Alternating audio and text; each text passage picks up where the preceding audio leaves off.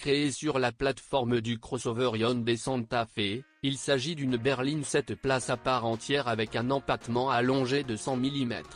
La base est 5 places. En dehors de l'Europe, elle est connue sous le nom de Veracruz et est également vendue sous ce nom sur le marché des voitures d'occasion. Lors du changement de modèle, 2009, elle a été remplacée par une automatique S1 et le moteur diesel a été amélioré en 2011. Transmission intégrale uniquement. Le moteur diesel V60 3.0 est 2 fois plus courant que le moteur à essence. Il en existe deux types, le premier des CCA, 239 chevaux, et le dernier des CCB, 250 chevaux, tous deux dotés d'un bloc en fonte, d'un compensateur hydraulique et d'une durée de vie de 400 000 km, jusqu'à 150 000 km, le système de carburant, si quelque chose de mal a été projeté dans le réservoir, et la vanne aigre ne provoque qu'une irritation. Le colmatage entraîne une consommation d'huile élevée et une défaillance du capteur. Jusqu'à 180 000 km, il est temps de remplacer la chaîne de distribution, et parfois le turbocompresseur et les injecteurs. Les unités de commande à piston sont sensibles aux pannes. Le moteur est sujet à la surchauffe, un nettoyage fréquent du radiateur et un remplacement de l'antigel seront donc utiles. Les inconvénients incluent également une faible consommation de carburant, jusqu'à 15 litres 100 km en conduite urbaine, et une consommation d'huile élevée, l'usine autorise jusqu'à 0,5 litres au 1000 km.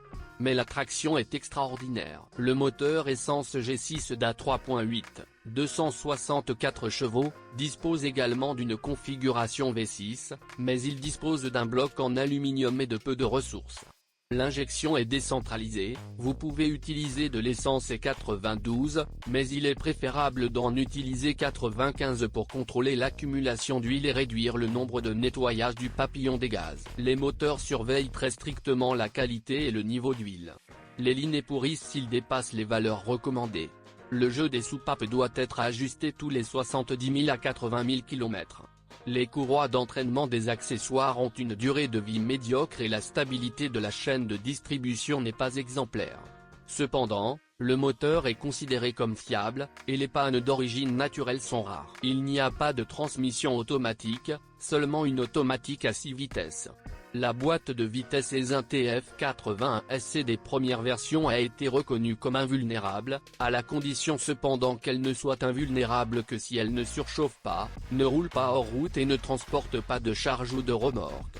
Les intervalles prescrits pour les changements d'huile et de filtre doivent être réduits à 40 000 A. La 6LF3 automatique, un développement conjoint de Hyundai et Mitsubishi, a été introduite en 2009.